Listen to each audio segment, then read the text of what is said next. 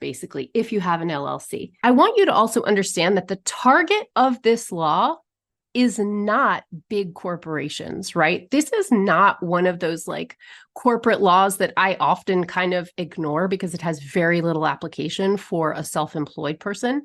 This law, the Corporate Transparency Act, is the opposite. The target of this law is entities with fewer than 20 employees. If you are listening to this right now, that is you.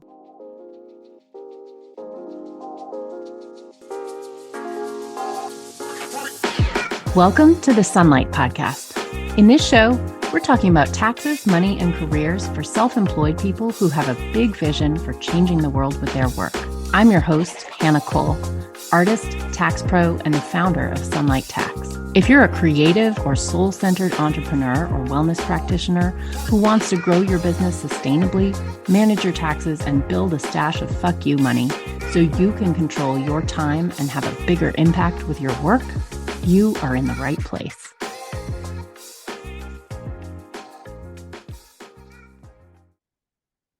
Hello, welcome. Today, I'm really excited to talk to you about a new law that goes into effect January 1st, 2024. And you might want to tune out. You might think, oh my gosh, this has nothing to do with me, but I'm going to warn you. You are directly in the crosshairs of this law if you are listening and you have an LLC.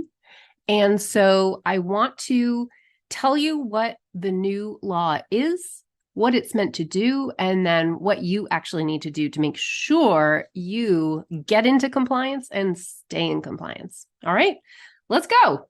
I want to talk about the Corporate Transparency Act. This is a brand new law.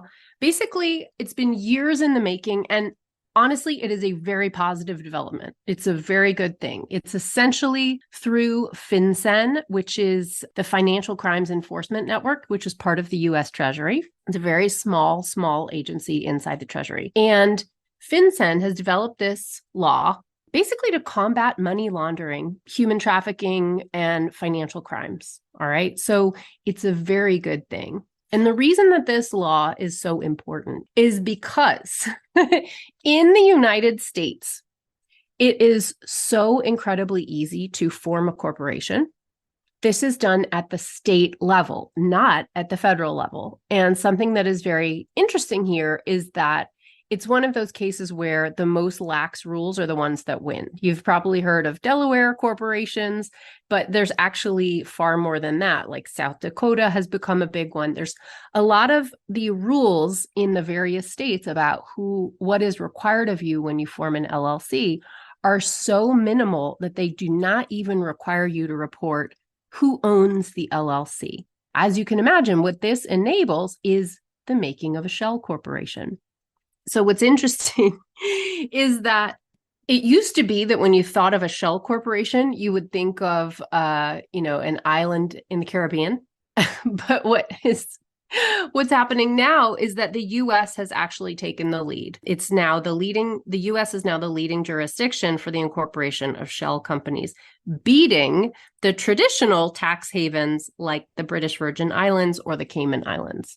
So in other words, enough states in the United States have made the LLC formation requirements so lax that a lot of international bodies, a lot of organized crime units have begun to establish LLCs that are US-based, where essentially no one knows who owns the thing. And therefore, you can run crime through it, whether it's money laundering, human trafficking, you name your financial crime. And it's very difficult to catch you. What it has taken to date is subpoenas, grand juries, like incredible amounts of law enforcement manpower in order to actually catch the people behind these crimes because of that incredibly low barrier to entry for forming an LLC in this country. So here comes FinCEN after years of work passing this new law called the Corporate Transparency Act, and it's a wonderful thing. And essentially what it means is now, starting January 1st, 2024, so as you're listening to this, that's only in a couple days, now anyone who has an LLC in the United States, the rule is a little more specific than that. Any entity that is registered with the Secretary of State must report any beneficial owner who has beneficial ownership in that entity more than 25% stake. Okay. So if you are a single member LLC, this law is directly applicable to you. All right. So one thing I want to just mention here really quick is that I really love how easy it is to start a business in the US. That is a really positive thing for those of us doing good in the world, right? If you're a scrappy solopreneur out there who wants to just you have a great business idea and you want to just get it started, you can do that, right? The barriers are so low to entry. You can do it really easily. And that is a wonderful thing. It's something I'm constantly teaching about in my programs, how fantastic it is. Like day one, you can be a business up and running. However, there is this negative side to that, right? When we make it that easy, you can have, and you will get bad actors, right? Who use those rules to their advantage. So in other words, the Corporate Transparency Act has been created and goes into effect January 1st, essentially to catch the criminals. All right. So really, I don't want you to freak out. This is not a thing that is really going to harm you so long as you're, not money laundering or, doing other awful shit. Okay. But you do need to make sure you take some action to become compliant with the law. So I want to go over what you need to do if you have an entity that was formed at the level of the Secretary of State. And just FYI, that's the technical definition of who has to comply with this law. In general, who that's going to mean is an LLC, because LLCs are established through your Secretary of State of the state, generally the state that you live in. Not obviously every time, there's this thing about Delaware corporations, et cetera. But in general, if you have an LLC, this law applies to you. Okay. Now, there are actually some people it may apply to in addition to that, including if your state rules make you go through a Secretary of State. For example, if you file a DBA, not all DBAs, doing business as, not all of those are going to go through the Secretary of State. But if in your state the rules say yours does, you should be aware of this rule as well. So actually, the circle is a little broader than simply people who have an LLC. It may be if you have done any registering of your business through your state's Secretary of State. Okay. It's a good time to check. All right. All right. So let me run through what this law says and what you need to do about it. Okay. Technically, the law says that new and existing entities organized or registered with the Secretary of State. Now, when we say Secretary of State here, we mean your state's Secretary of State. So for me, that would be the Secretary of State of the state of North Carolina. For you, it might be Arizona, New York, Hawaii, whatever, right? New and existing entities organized or registered with the Secretary of State must report their beneficial owners of more than 25%. Now, what does that mean? Beneficial owner is some new terminology developed as a product of this law.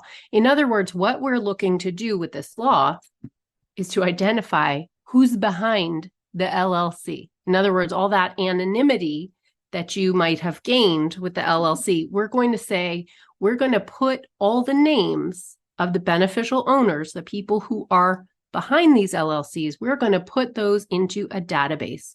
I want you to know that this is not a public database, all right? So you don't need to be concerned about that, with an asterisk on those of you in New York, just a second for that.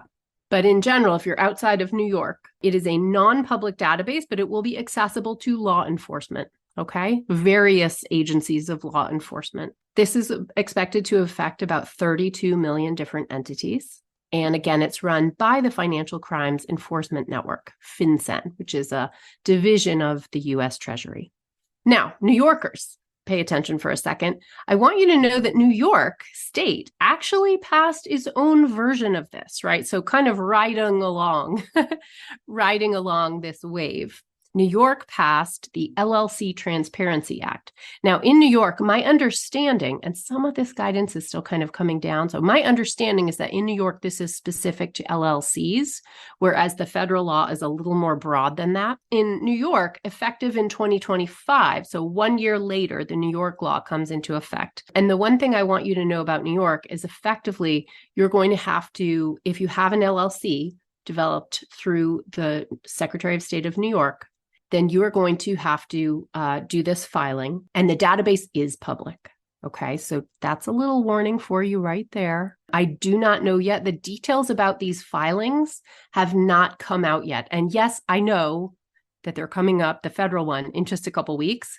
This is what makes tax law so difficult, right? People like me, we have to study these things and keep very, very close tabs to see like, okay, do we know how to file yet? Do we know how to file yet? And the answer is right now, as of the date I'm recording, no, we don't know. So in New York, I will give you a little warning. I'm often advising people around, whether they might want to consider an LLC or not.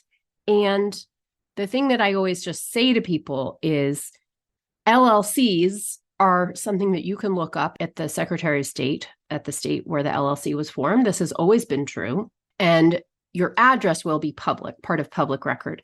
I like to say this because a number of people that I work with have had restraining orders and, domestic abuse situations. And you do not, if you're in a situation like that, you do not want your address made public and searchable. And that is a really good time to consider a PO box, my friends. So if you are in New York, this may be a moment. I don't know yet what the filing will look like and if they're going to make those addresses public, but I will just give a little heads up to anyone in New York who does not want their address public. Keep on top of what the New York filing requires. Keep on top of whether that address is going to be public. It may be the time that you decide you're ready to get a PO box. All right, moving on. So here's some details about what you actually have to do, basically, if you have an LLC. I want you to also understand that the target of this law is not big corporations, right? This is not one of those like corporate laws that I often kind of ignore because it has very little application for a self-employed person. This law, the Corporate Transparency Act, is the opposite. The target of this law is entities with fewer than 20 employees. If you are listening to this right now, that is you. So you are squarely in the crosshairs of this. However, so long as you are not, committing financial crimes, you'll be fine. You'll be fine. Okay. All right. So there's not going to be a fee for this filing. There's two different groups that have to be concerned, or actually, I should say 4 in total. There's 4 different types of filings. I'm very sad to tell you that no data has been published yet about how to file. So we don't know that information yet. I'm giving you the latest, and the latest is I can't send you anywhere to get this filing done. It doesn't exist yet. Okay, so stay tuned. I will give you an update when that comes out. But these are the 4 types of filing. 1, existing entities. Okay, so if you already have an LLC, like me, I will raise my hand. I have an LLC. Existing entities like me, I will have to file within 1 year of the new date, January 1st, 2024. So that effectively means you're going to have 1 year. Sometime within the year 2024, you will need to do this filing and state who your beneficial owner or owners are. Okay? That's pretty easy. The real warning, and don't miss that, of course, the penalties are stiff. I'm about to get to that. The real issue is new LLCs. So if you're in the beginning stages, if you are considering establishing an LLC, you have a far shorter window. So I want everyone to be aware of. If you do not currently have an LLC, but are thinking of forming one, new LLCs must file this FinCEN report about your beneficial ownership within 30 days of creation. Okay. In other words, this should be paired with the creation of the LLC itself. You should consider this part of the paperwork you do to form your LLC in the first place. Okay. So I hope that the lawyers out there are very on top of this law. I would assume that they are, but I don't really know. And I hope that they will tell you all this if you use a lawyer as you do your LLC filing. Hopefully LegalZoom will put a little memo on there for people who form an LLC that way. I do not know. Not know what their plans are. But here I am. Accountants will be able to file this form for you. Presumably lawyers could too. Although generally when you ask a professional to do your filing for you, they're going to charge you money. Whereas if you do it directly yourself, it will be free. Okay. All right. The two other groups that do have to be concerned about this is when you have a change in beneficial owner, then you will need to file a new report. In other words, you just need to update who's the current owner of this LLC, owner or owners, right? So if you formed it initially as a partnership with two owners and then one of them wants to leave and you reform the LLC, and now there's only one owner, you're going to have to file a new report, okay? So this is a tickle in your brain I want you to keep there, that when the owner of the LLC shifts, right? When you have an ownership change now, I'm wanting you to understand that you have some paperwork to file, okay? Should be pretty simple and straightforward. I don't technically know because it's not available for me to look at yet. And then lastly, if you need to file a correction or an amendment, right? You realize you made a mistake, you stated something wrong, then you have a 30-day window as well to file an amended beneficial owner report. Okay, this is not an annual report. This is not something you're going to do every year like you do your annual LLC update and filing. This is just when there's a change in ownership. Okay, and again, the only reason there's no tax due, you don't owe any money. This is really just so that there is a database at the US Treasury so that they can prosecute financial crimes. All right, I actually think it's a very, very wonderful and positive development. Also, my hat's off to New York because I don't know if you know this, but I'm a little bit fascinated by the scams of the wealthy. And one of the things that I started to realize was happening when I lived in New York City was that a lot of people globally, in countries especially with less stable governments or without rule of law, use New York real estate as basically a holding place for their money. So they will just buy apartments almost like it's currency, right? To hold and store value when maybe your home country's currency is not stable or is at risk of being just taken by the government, okay? Doing this kind of work sure makes me appreciate rule of law and the stability of living in the United States and the currency that we have and how stable it is. I don't know if that's a thing you ever think about, but man, I do. Anyway, so a lot of people use LLCs to purchase real estate. So it's actually an LLC that owns the asset of the real estate. And often you can shield the actual buyer, right? If you form an LLC in an anonymous way, form a shell corporation, you can hold property without identifying who the owner is. A lot of this has been a phenomenon amongst big international cities like New York and London. London notoriously has a lot of oligarchs buying up property there. And New York, I feel very proud to say, has passed this new law in part to stop that, in part to do something about that issue. So I just want to mention that this was something that I noticed was a big problem in New York City. And I think it's really cool that New York State has actually taken some really direct action against it. Anyway, that is a good segue to let you know that also if you own real estate or if you have any friends who own real estate, a lot of times people who have a rental property will, for legal protection, which is wise, will own the property in the name of an LLC. I want you to know if that is you, that LLC is subject to this law, okay? So if you are the beneficial owner of an LLC that has real estate holdings, you will need to file these reports as well. So any of your friends who are landlords or dealing in rental properties, any brokers, real estate brokers that you know, please share this show so that your real estate friends hear this as well, because I would hate for anyone to get caught up on the bad side of this law. Penalties. What happens if you don't file? What happens if you don't comply with this law? Well, the penalties will be $500 per day after you're non-compliant, up to $10,000, and up to 2 years in prison for willful non-compliance. So that's fairly stiff. You can go to jail for this. Recommend highly that you just go ahead and file that paperwork. It's a lot easier. So just to summarize, my concern about this law is really based around people who maybe lack the funds or the business sophistication to have their own accountant or have their own lawyer who would naturally bring this up in the course of a regular meeting. So if you are a scrappy solopreneur, a freelancer, and you have an LLC, you might really not be aware that this law is a thing, okay?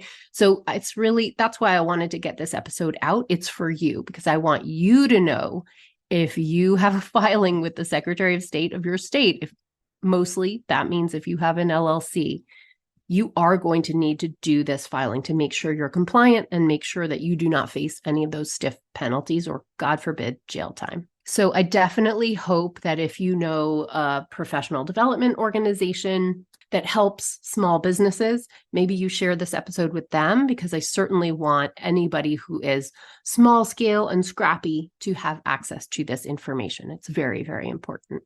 And lastly, I just want to say that, there's something kind of funny about working in tax law. I have to stay up to date on these issues. And believe me, there will be a part 2 episode once I learn about the actual filing. So I hope to help you with that as well.